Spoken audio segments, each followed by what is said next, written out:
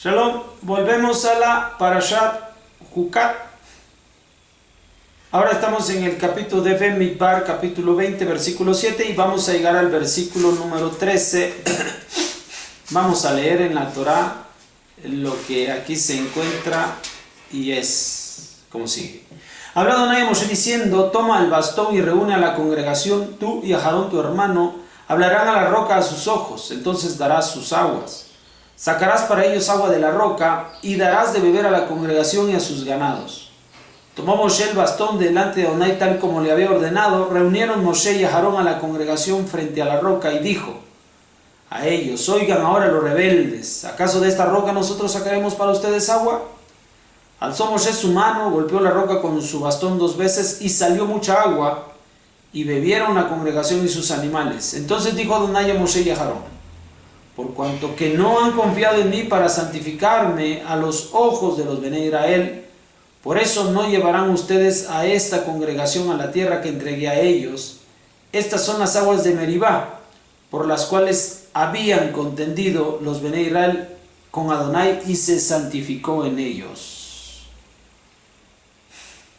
Bien,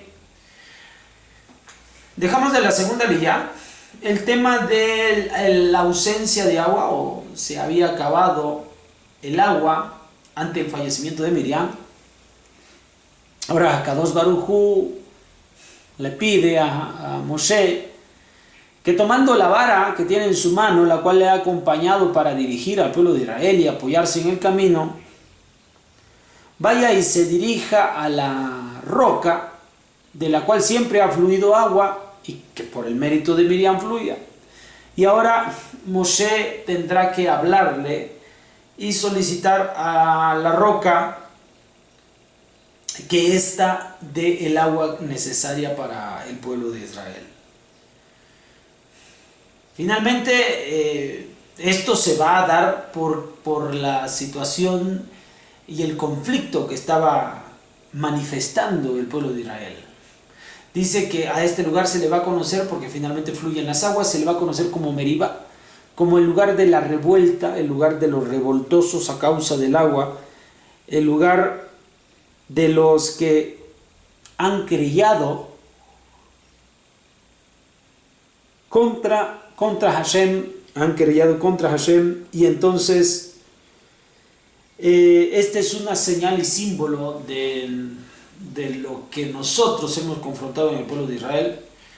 Entre tanto estamos en el desierto. Imagínense ponerle a un lugar el nombre de querella. Hemos querellado contra Hashem.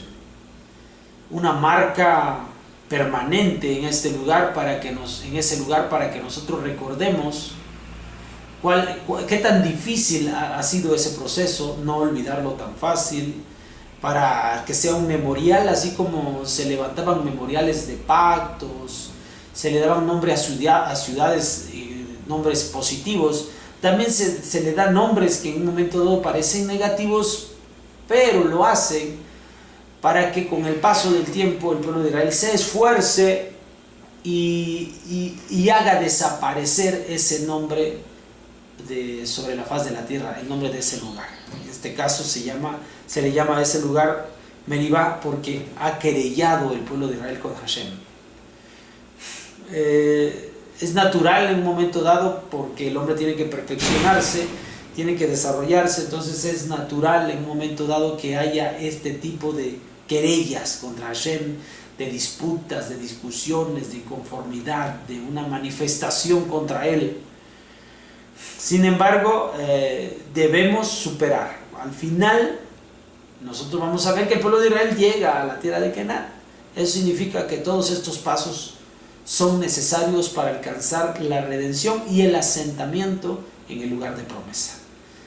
Si nosotros en un momento dado nos hemos rebelado contra Hashem, no debemos desmayar. Debemos seguir adelante hasta que nosotros alcancemos nuestra promesa, que alcancemos lo que nos ha sido concedido. Bueno, nos vemos para la cuarta aliyá. Shalom.